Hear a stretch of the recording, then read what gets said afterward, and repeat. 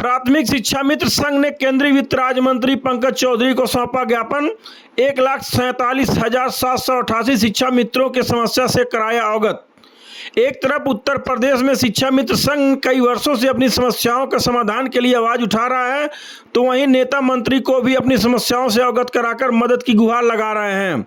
वहीं महाराजगंज जनपद में स्थित केंद्रीय वित्त राज्य मंत्री पंकज चौधरी के आवास पर उत्तर प्रदेश प्राथमिक शिक्षा मित्र संघ ने प्रदेश के अध्यक्ष शिव कुमार शुक्ल के निर्देशन में जिला अध्यक्ष राधेश्याम गुप्ता के नेतृत्व में एक कार्यक्रम का आयोजन किया गया, जिसमें सैकड़ों शिक्षा मित्र पदाधिकारियों ने अपनी समस्याओं को केंद्रीय वित्त राज्य मंत्री पंकज चौधरी को अवगत कराया। वहीं शिक्षा मंत्री संघ के प्रदेश अध्यक्ष शिव कुमार शुक्ल ने बताया कि 1,47,788 शिक्षा मित्रों का जीवन अंधकार में है। उन्हें मात्र 10,000 रुपया मानदेय मिलता है, जिसका उनका आर्थिक स्थिति दयनीय है और सरकार द्वारा उनका मानदेय भी नहीं बढ़ाया गया है, जिससे हम सभी बहुत दुखी हैं। हम सब ने केंद्रीय वित्त राज्य मंत्री पंकज चौधरी को ज्ञापन सौंपकर शिक्षा मित्रों के समस्या का समाधान करने व शिक्षा मित्र को नई दिशा, नई शिक्षा नीति में शामिल करते हुए अस्थायी किया जाए और स्थायीकरण की प्रक्रिया पूरा होने तक समान कार्य वेतन समान दिया जाए। Rohit Kannaujia, R news, Uttar Pradesh. गिरवी रखता है क्योंकि अपनी जिंदगी का गोल्डन पीरियड प्राथमिक शिक्षा को दे चुका है। आज वह इस मुकाम पर है। अभी हमारी बहन बताए कि मित्र शब्द ही बहुत अनमोल शब्द होता है। जब हम शिक्षा मित्र हैं तो कैसे हमको लोग समाज और सरकार शत्रु समझ बैठी। वह शिक्षा मित्रों ने शिक्षा को तो संवारने का काम किया। 23 वर्षों के हाथ तोड़ मेहनत करके बच्चों का भविष्य तो संवार दिया, पर उनके भविष्य का क्या होगा, उनके बच्चों का क्या होगा, यह कोई सरकार पूछने वाली नहीं है। इंसाफ कब मिलेगा? आखिर इंसाफ कब मिलेगा? आजाद भारत के गुलाम शिक्षा मित्रों को, उन्हीं शिक्षा मित्रों की एक कहानी है जो उन पे बीत रही है। नहीं पटका, लेकिन किसी ने नहीं सुना। सबसे बड़ी जिम्मेदारी लोग बताते हैं कि आपको भाजपा की सरकार रखी थी। सही बात है, हमें भाजपा की सरकार रखी थी। बहुत सरकारें आई, बहुत सरकारें गईं, लेकिन हमारे निवेदन को सुनने वाला कोई नहीं है। आखिर में ये बच्चे जाएं तो कहाँ जाएं? जिन्होंने हमारा समायोजन किया, जिन अधिकारियों ने समायोजन किया, जिसने नियम बनाया, आखिर में उसमें ये सब चीज लागू नहीं होता।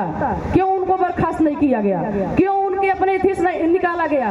केवल हम पे लागू होता है कि हम गलत तरीके से शिक्षा मित्र बन गए। शिक्षण कार्य करें, किस शिक्षक से कम हमारी शिक्षक योग्यता है? 22 साल का, 24 साल का सेवा शिक्षण का अनुभव लेकर के आज भी हम बच्चे को हाथ तोड़ मेहनत करके पढ़ाते हैं। हमने कभी नहीं कहा कि हमारा मानदेय 10,000 है, हम बच्चे को नहीं पढ़ाएंगे। मैं एक महिला होकर के बनग्राम बंटानिया में गई। जब कोई शिक्षक वहाँ पढ़ाने के लिए तैयार नहीं हुआ तो हमें भेजा गया और मैं जाकर के वहाँ पे बरसात में नाव से, इस समय इतने धूल झंझट में मैं बल्टानिया में समय से जाती हूँ और समय से आती हूँ। आज हमारे बच्चे आपके बीच में उपस्थित हैं। इसी भाव में भाव की तस्वीर होती है, भाव की तस्वीर होती है कलम, युद्ध में शमशीर होती है कलम। ए कलमगार, कलम को संभल के चला, राष्ट्र की तकदीर होती है कलम। जय हिंद, जय भारत। प्रयास करिए कि आगे ऐसे नित्य कार्यक्रम होते रहे, जिससे उत्तरोत्तर जागरूकता हो और बनारस में भी बहुत शानदार कार्यक्रम हुआ है। उसके लिए बनारस के श्री राम द्विवेदी और जिलाध्यक्ष।